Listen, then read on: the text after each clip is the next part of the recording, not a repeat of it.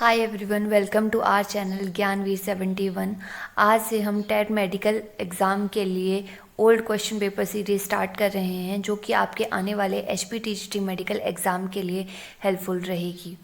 तो चलिए कुछ क्वेश्चन डिस्कस कर लेते हैं। पहला क्वेश्चन है, the most abundant element present in the plants is.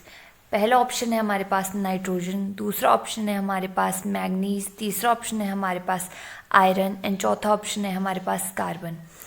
तो एज वी नो दैट कि नाइट्रोजन एंड मैग्नीज जो है माइक्रो न्यूट्रिएंट है एंड आयरन जो है एक मैक्रो न्यूट्रिएंट है। तो जब मोस्ट अबंडेंट एलिमेंट की बात आती है तो वो तो हमें बहुत ही हाई अमाउंट में चाहिए होते हैं, जबकि micro nutrient and macro nutrient जो हैं वो किसी भी प्लांट को बहुत ही माइन्यूट अमाउंट में चाहिए होते हैं। इसीलिए हमारे ये तीन ऑप्शन जो हैं यहाँ पे एलिमिनेट हो जाते हैं और हमारे पास सिर्फ एक ही ऑप्शन बचता है, जो कि है कार्बन। तो इस क्वेश्चन का राइट आंसर जो होगा वो है carbon. Carbon is the right answer. हमारा नेक्स्ट क्वेश्चन है, water is released as droplets dash this is known as. पहला ऑप्शन है रूट प्रेशर, दूसरा ऑप्शन है ट्रांसपिरेशन, तीसरा ऑप्शन है गटेशन एंड चौथा ऑप्शन है नन ऑफ दीज। तो रूट प्रेशर को तो हम यहाँ से ऐसे ही एलिमिनेट कर सकते हैं, क्योंकि रूट प्रेशर जो है वो काइंड ऑफ प्रेशर है, जो इसका आंसर नहीं हो सकता। तो दूसरा ऑप्शन है हमारे पास ट्रांसपिरेशन एंड तीसरा ऑप्शन है हमारे पास गटेशन। ट्रांसपिरेशन होता है is the type of process in which plant will release the water in the form of water vapours, not in the form of water droplets, जबकि गटेशन में water release होता है in the form of water droplets. तो हमारा यहाँ पे सही answer जो हो जाएगा वो है गटेशन। हमारा नेक्स्ट क्वेश्चन है, कोरोलॉइड रूट्स अकर इन। पहला ऑप्शन है सिलेजनेला, दूसरा ऑप्शन है साइकस, तीसरा ऑप्शन है पाइनस एंड चौथा ऑप्शन है मॉसिस। तो सबसे पहले तो ये जानना ज़रूरी है कि कोरोलॉइड रूट्स होती क्या हैं। कोरोलॉइड रूट्स एक स्पेशल टाइप ऑफ रूट्स होती हैं जो कि साइकस में प्रेजेंट होती हैं और जिसमें साइनोबैक्टीरिया जो है सिम्बायोसिस के थ्रू नाइट्रोजन फिक्सेशन में हेल्प करता है। तो यहाँ पे हमारा ऑप्शन बी जो है वो सही हो जाएगा, जो कि है cycas. Cycas is the correct answer. हमारा नेक्स्ट क्वेश्चन है,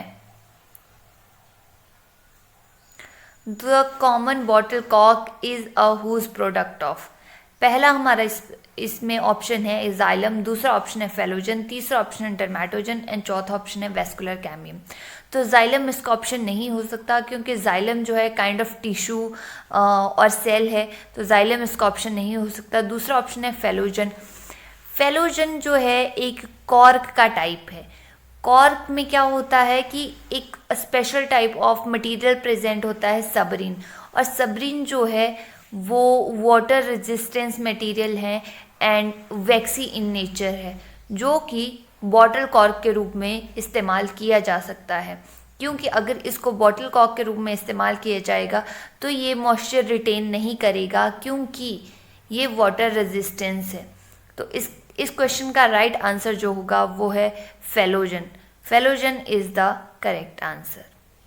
हमारा नेक्स्ट क्वेश्चन है, the age of trees determined by its. पहला ऑप्शन है गर्थ, दूसरा ऑप्शन है हाइट, तीसरा ऑप्शन है ग्रोथ रिंग, चौथा ऑप्शन है जनरल अपीयरेंस।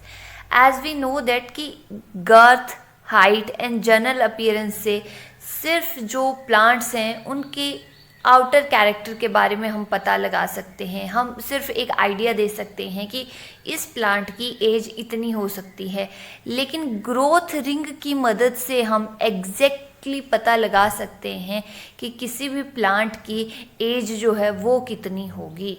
तो इसका करेक्ट आंसर होगा ग्रोथ रिंग्स। हमारा नेक्स्ट क्वेश्चन है, embryo sac is located inside. तो पहला ऑप्शन है स्टिग्मा, दूसरा ऑप्शन है ओव्यूल, तीसरा ऑप्शन है माइक्रोपाइल, चौथा ऑप्शन है जाइलम। तो स्टिग्मा पे हमें ऑलरेडी पता है कि स्टिग्मा कुछ इस शेप का होता है और जिसके एंड पे ओवरी होती है। तो स्टिग्मा जब इस शेप का है और यहाँ पे पोलन ग्रेन्स बाय इंसेक्ट्स भी लाए जाते हैं और बाय एयर भी यहाँ पे पोलन ग्रेन्स आते हैं और यहाँ से पोलन ट्यूब बनती है और जो मेल न्यूक्लियाई होते हैं वो ओव्यूल तक या हम बोल सकते हैं ओवरी तक जाते हैं। तो ये पार्ट तो स्टिग्मा का नहीं हो सकता। दूसरा ऑप्शन आता है ओव्यूल। ओवरी में ओव्यूल प्रेजेंट होते हैं और एम्ब्रोसेक जो है, एम्ब्रोसेक ओव्यूल के अंदर होती है कुछ इस प्रकार से। ये है और ये सैक है। इसके यहाँ पे 3 सेल प्रेजेंट होते हैं और यहाँ पे भी 3 सेल्स प्रेजेंट होते हैं। इसमें स्टार्टिंग में 4 सेल्स ईच पोल पे प्रेजेंट होते हैं, लेकिन वो बाद में ऊपर से भी एक सेल आता है और नीचे से भी एक सेल जाता है और वो फ्यूज़ हो जाते हैं यहाँ पे और एक डिप्लॉइड एंडोस्पर्म बनाते हैं। और जब मेल न्यूक्लियाई आता है तो एक वो एंटीपोडल सेल के साथ फ्यूज़ हो जाता है और दूसरा जो है इस सेल के साथ फ्यूज़ हो जाता है और एंडोस्पर्म जो है हमारे पास यहाँ पे ट्रिप्लॉइड भी बन जाता है। तो हमारा इस क्वेश्चन का आंसर होगा ovule. Ovule is the correct answer. हमारा नेक्स्ट क्वेश्चन है, which of the following is not a component of chlorophyll. सबसे पहले हमें ज़रूरी है कि हम क्वेश्चन ध्यान से पढ़ें। कई बार ऐसा होता है कि हम क्वेश्चन ध्यान से नहीं पढ़ते हैं हम गलत जो ऑप्शन है उसको करेक्ट कर देते हैं। तो यहाँ पे पूछा है नॉट ए कंपोनेंट, तो हमारे पास पहला इसका ऑप्शन है हाइड्रोजन, दूसरा ऑप्शन है मैग्नीशियम, तीसरा ऑप्शन है कार्बन एंड चौथा ऑप्शन है कैल्शियम। तो एज वी नो दैट कि हमें सबसे पहले तो क्लोरोफिल का फॉर्मूला पता होना चाहिए, जो कि है C52H72O5N4Mg। तो यहाँ पे हमें दिख रहा है कि कार्बन भी है, हाइड्रोजन भी है, मैग्नीशियम भी है, लेकिन क्या प्रेजेंट नहीं है, तो वो था calcium. Calcium is the correct answer. Calcium यहाँ पे प्रेजेंट नहीं है। हमारा नेक्स्ट क्वेश्चन है, which of the following is the rich source of vitamin B12। अब आपको पता होगा कि विटामिन B12 जो है मोस्टली हमें एनिमल प्रोडक्ट से मिलती है। बहुत सारे वेजिटेरियन चीज़ें भी हैं जिनसे मिलती है, लेकिन मोस्टली जो हैं, मैक्सिमम जो हैं वो एनिमल प्रोडक्ट हैं। चाहे वो बीफ है, चाहे वो मटन है, चाहे वो चिकन है, चाहे वो एग्स हैं, या कोई भी ऐसा कंटेंट जो कि हमें एनिमल से मिल रहा है, तो वो rich source of vitamin B12 है। यहाँ पे एनिमल प्रोडक्ट जो है सिर्फ एक है, जो कि है मिल्क। तो मिल्क हमारे पास यहाँ पे राइट आंसर हो जाएगा इसका। तो विटामिन B12 जो है वो हमें मिल्क से मिलती है और मिल्क को हम एक कंप्लीट आहार के रूप में भी जानते हैं। चलिए हमारा नेक्स्ट क्वेश्चन है, sexual reproductive structure of hydra is. पहला ऑप्शन है जेम्यूल, दूसरा ऑप्शन है बड्स, तीसरा ऑप्शन है कोनिडिया, चौथा ऑप्शन नन ऑफ दीज। अब आपको जेम्यूल्स का पता होगा कि जेम्यूल जो हैं वो स्पॉन्जेस का एग्जाम्पल हैं और हाइड्रा जो है वो सिलेंट्रेट है। ठीक है, तो जेम्यूल्स तो इसका आंसर वैसे ही नहीं होगा, क्योंकि जेम्यूल्स जो है कैरेक्टरिस्टिक्स ऑफ स्पॉन्जेस है। दूसरा ऑप्शन आता है बड्स। अब हाइड्रा की आपको स्ट्रक्चर पता होनी चाहिए। हाइड्रा की हम ये स्ट्रक्चर बनाते हैं, जैसे ये है, टेंटिकल्स लगे हुए हैं, और जब हम इसमें रिप्रोडक्शन बताते हैं तो यहाँ से एक बड निकालते हैं और ऐसे को टेंटिकल्स इसके बताते हैं। तो ये किसका एग्जाम्पल हो गया? ये हो गया बडिंग का एग्जाम्पल। इसके अलावा आपको कोनिडिया के बारे में भी पता होना चाहिए। कोनिडिया समवट ऐसे होते हैं, से राउंडेड इन शेप और एक दूसरे से लगे हुए होते हैं। ये तो यहाँ पे बीच बीच में स्पेस आ गया, लेकिन ऐसे वो एक दूसरे से लगे हुए होते हैं और बाद में जाके वो डिटैच हो जाते हैं और एक न्यू ऑर्गेनिज्म में डेवलप हो जाते हैं। तो इस क्वेश्चन का राइट आंसर जो है वो है बड्स। हमारा नेक्स्ट क्वेश्चन है, an example of semi dwarf which variety of wheat is? पहला ऑप्शन है IR8, दूसरा ऑप्शन है ट्रिटिकम, तीसरा ऑप्शन है सोनालिका एंड चौथा ऑप्शन है सैक्रम। अब सबसे पहले तो आपसे यहाँ पूछा है semi dwarf variety of wheat is, तो IR8 जो है वो राइस की वैरायटी है वो भी सेमी ड्वार्फ, लेकिन वो राइस की वैरायटी है। ट्रिटिकम वर्ड हम यूज़ करते हैं, जैसे बॉटेनिकल नेम्स हैं ट्रिटिकम एस्टिवम, तो हम वीट के लिए वो यूज़ करते हैं। तो ये जीनस है, ना कि ये सेमी ड्वार्फ वैरायटी है। उसके बाद आता है हमारे पास सोनालिका एंड चौथा हमारे पास आता है सैक्रम। तो सैक्रम जो है हम शुगर केन के लिए वर्ड यूज़ करते हैं, जब शुगर केन का हम बोटानिकल नेम लिखते हैं तो वहाँ पे हम सैक्रम वर्ड यूज़ करते हैं। और इसके अलावा इन तीन ऑप्शन के अलावा हमारे पास सिर्फ एक ऑप्शन बच जाता है जो कि है सोनालिका। तो यहाँ पे सोनालिका जो होगा वो करेक्ट आंसर होगा, क्योंकि ये semi dwarf variety of wheat है। हमारा नेक्स्ट क्वेश्चन है pitcher in Nepenthes is modified form of. Modified form pitcher जो है नेफ्थलीज प्लांट जो होता है उसमें पिक्चर की फॉर्मेशन हो जाती है कुछ इस टाइप से।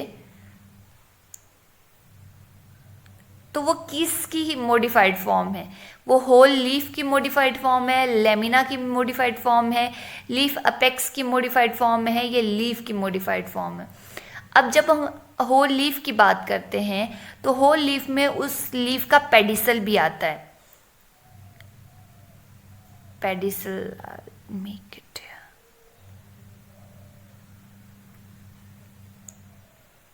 जब होल लीफ की बात हो रही है तो ये लेमिना है, ये जो आपको दिख रहा है यहाँ पे ये है लेमिना और ये है इसका पेडिसल।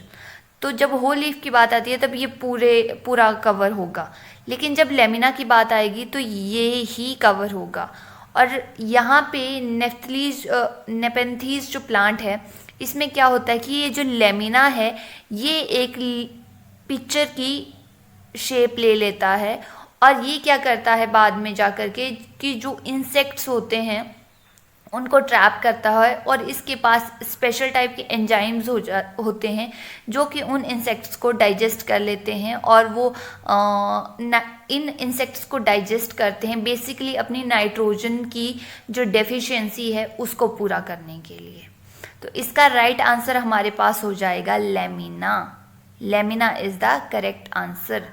हमारे पास नेक्स्ट जो क्वेश्चन है वो है pollination of maize takes place by. अब हिमाचल के जितने भी लोग हैं वो बेसिकली गांव से बिलोंग करते हैं, तो उन्होंने कल्टीवेशन ऑफ मेज देखी है कि कैसे होती है और कैसे नहीं होती है। तो अब हमें पता है सेल्फ पॉलिनेशन से तो वो होंगे नहीं। और फिर दूसरा ऑप्शन है, नेक्स्ट क्वेश्चन है pollination of maize takes place by. पहला ऑप्शन है सेल्फ पॉलिनेशन, दूसरा ऑप्शन है पॉलिनेशन बाय इंसेक्ट, तीसरा ऑप्शन है पॉलिनेशन बाय एयर एंड चौथा ऑप्शन है पॉलिनेशन बाय रेन। अब हम सब लोग हिमाचल से बिलोंग करते हैं और हिमाचली बेसिकली विलेजेस से ही होते हैं। तो अब हम सब ने मेज की कल्टीवेशन देखी ही है कि मेज की कल्टीवेशन ना ही सेल्फ पॉलिनेशन है ना ही पॉलिनेशन बाय इंसेक्ट है, ये सिर्फ पॉलिनेशन बाय एयर होती है। एयर के थ्रू ही मेज जो है मेज की पॉलिनेशन जो है वो होती है। तो इसका करेक्ट आंसर जो हो जाएगा वो है पॉलिनेशन बाय एयर। हमारा नेक्स्ट क्वेश्चन है transgenic crops develop to tolerate herbicides are. पहला ऑप्शन है टोमेटो एंड राइस, दूसरा ऑप्शन है राइस एंड वीट, तीसरा ऑप्शन है मेज एंड शुगरकेन, चौथा ऑप्शन है टोमेटो एंड टोबैको। तो सबसे पहले तो ये जानना ज़रूरी है कि ट्रांसजेनिक क्रॉप्स होती कौन कौन सी हैं।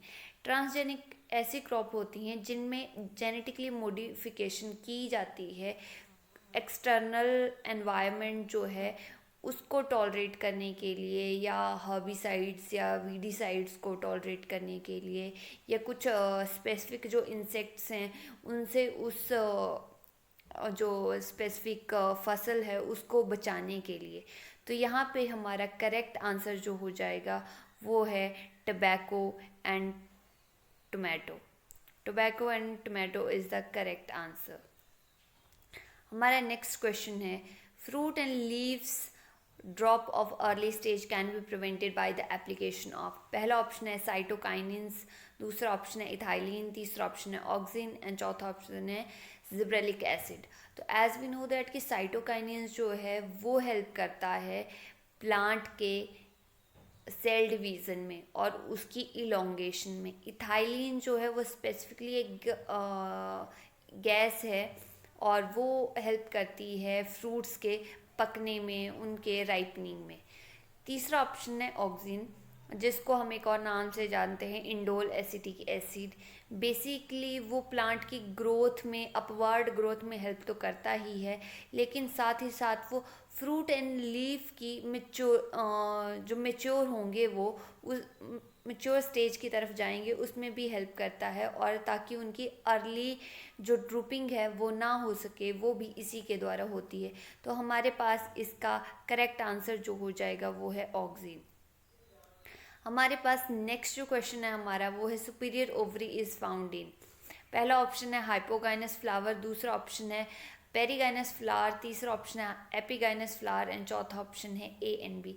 सबसे पहले तो आपको ये जानना ज़रूरी है कि सुपीरियर जो ओवरी है वो होती क्या है. सुपीरियर ओवरी कुछ इस तरीके से होती है. ये ओवरी है और ओवरी के यहाँ से सब पार्ट्स अराइज होंगे, चाहे वो सेपल्स हैं, पेटल्स हैं, यहाँ पे रिसेप्टिकल होगा और यहाँ से सब चीज़ें अराइज होंगी और ये जो है ये ओवरी होगी. और इन्फीरियर ओवरी में क्या होता है कि ओवरी नीचे रह जाती है और ओवरी के यहाँ से सब चीज़ें अराइज होती हैं, तो वो होती है इन्फीरियर और ये होती है सुपीरियर. और ये दो टाइप के फ्लावर्स में मिलती है हमें. पहला है हाइपोगाइनस फ्लावर एंड दूसरा है पेरीगाइनस फ्लावर. तो इसका ऑप्शन जो है वो दोनों हो जाएंगे, बोथ ए एंड बी जो है वो करेक्ट आंसर है. तो ऑप्शन नंबर डी जो होगा that will be correct answer. Option D is correct answer. अगर आपको हमारी वीडियो अच्छी लगी है तो लाइक करें, शेयर करें और हमारे चैनल को सब्सक्राइब करें. और आपका वीडियो देखने के लिए थैंक यू.